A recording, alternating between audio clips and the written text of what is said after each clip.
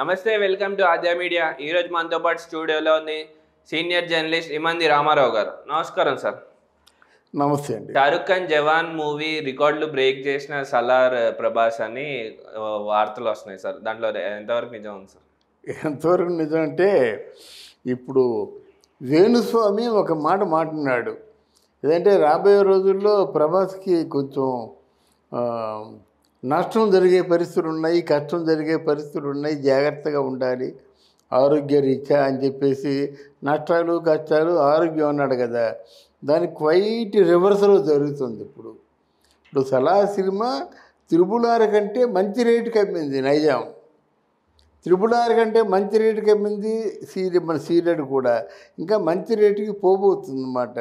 ఎందుకంటే ఆ సలార్ సినిమాలో ఉన్నటువంటి ఆ వెయిట్ అలాంటిది, కథ కానీ ప్రజెంటేషన్ కానీ.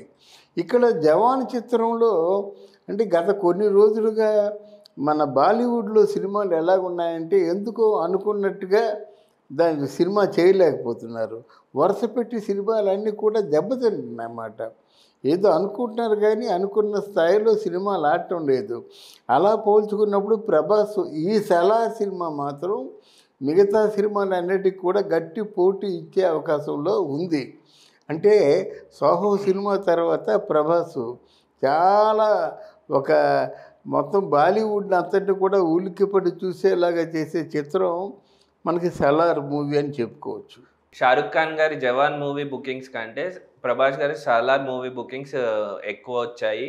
దాన్ని షారుఖ్ ఖాన్ గారి మూవీ బుకింగ్స్కి బీట్ చేశారు ప్రభాస్ గారు అని వార్తలు వస్తున్నాయి. తప్పకుండా అండి. ఎందుకంటే ఇప్పుడు సలారు ఎప్పుడైతే ఇంత మంచి బిజినెస్ జరిగిందో, ఇప్పుడు త్రిపుర తీసి రాజమౌళి గారి సినిమాని రెవెన్యూ క్రాచ్ చేసిందంటే చిన్న విషయం కాదు.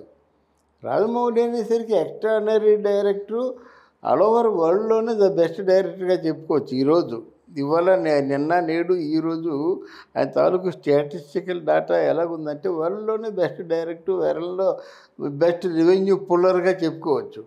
ఆయన్ని క్రాస్ చేసిందంటే మరి ఆ సినిమా ఎలాగుంటుందో మనం ఊహించుకోవచ్చు.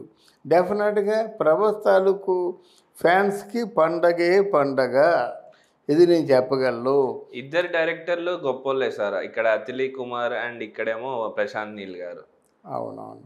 అంటే అలా కాదండి, సినిమా మీకు బాలీవుడ్లో సినిమా పట్టు కోల్పోయింది అంటున్నాను నేను. బాలీవుడ్లో సినిమా పట్టు కోల్పోయింది. తెలుగులో సినిమా తాలూకు అంటే స్టాండర్డ్స్ పెరిగినాయి.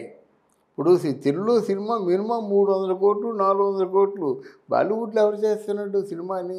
అంత ఖర్చు పెట్టేవాళ్ళు ఎవరున్నారు? మీకు ఎప్పుడు కూడా డిమాండ్ అండ్ సప్లై. అక్కడ సినిమా తయారైపోయిన తర్వాత కొనుక్కోవడానికి డిమాండ్ ఉండాలి కదా. డిమాండ్ ఉంటేనే ఇక్కడ సప్లై.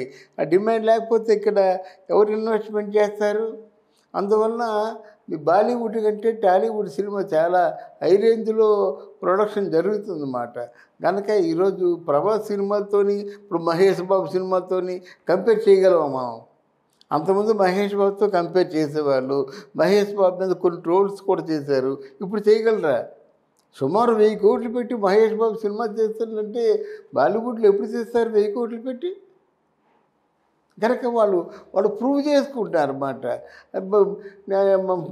మగధీర, తర్వాత బాహుబలి, తర్వాత సాహో, కార్తికేయ 2, తర్వాత ఈరోజు త్రిబుల్. ఏ సినిమా డిసప్పాయింట్ చేసింది మార్కెట్లో? పుష్ప. అంత అయితే పుష్ప.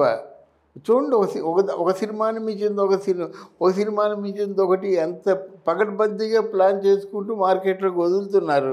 తెలుగు సినిమా మార్కెట్లోకి వచ్చిందంటే మిగతా డైరెక్టర్లు అందరూ ఉనిగిపోతున్నారు అన్నమాట. అంత ఒక టెర్రర్ క్రియేట్ చేస్తారు తెలుగు సినిమా. బాలీవుడ్ని కూడా టాలీవుడ్ డామినేట్ చేసిందని చెప్పుకోవచ్చు సరే.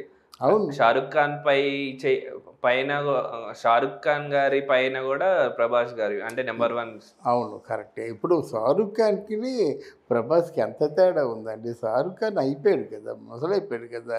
అంటే మనకిప్పుడు ఫర్ ఎగ్జాంపుల్ ఒక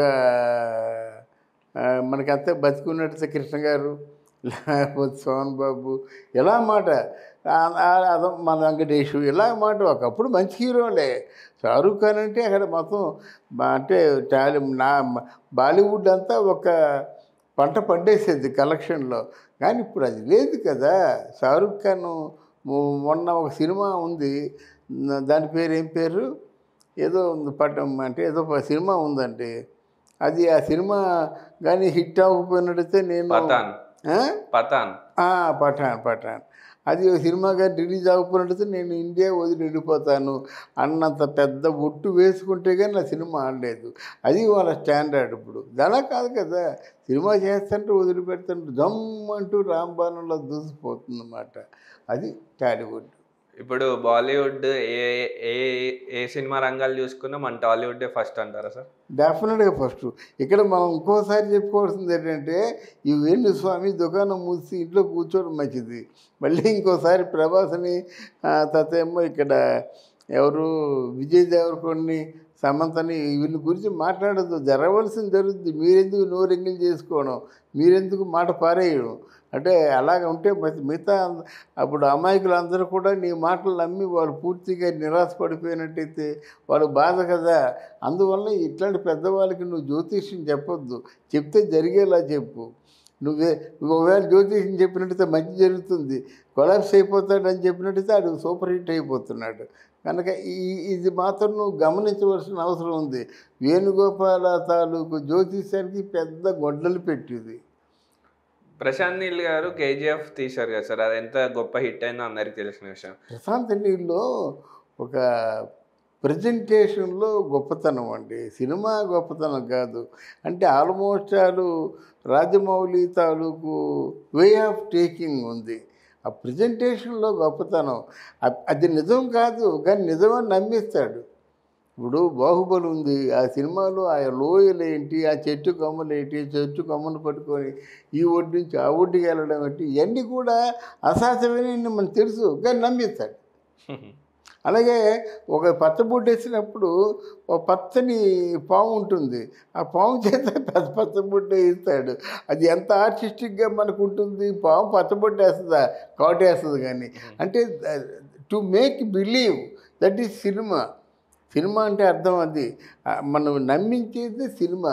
ఆ నమ్మించే విధంగా రాజమౌళి తీస్తున్నాడు కాబట్టి ఈరోజు ప్రపంచంలో పెద్ద సెన్సేషన్ అయ్యాడు. అతిలి గారు కూడా గొప్ప డైరెక్టరే. ప్రశాంత్ నీల్ గారు ఆయన గురించి మాట్లాడుకోవాల్సి వస్తే ఇప్పుడు కేజీఎఫ్ కంటే గొప్ప మూవీ అయ్యే అవకాశం ఉందంటారా సార్ సలార్? అంటే సలార్ వేరండి, కేజీఎఫ్ వేరు, సలార్ వేరు. కనుక సలార్ అన్నది based on hero, KGF is based on director. అది ఓకే అండి, థ్యాంక్ యూ. థ్యాంక్ యూ అమ్మా, థ్యాంక్ యూ వెరీ మచ్.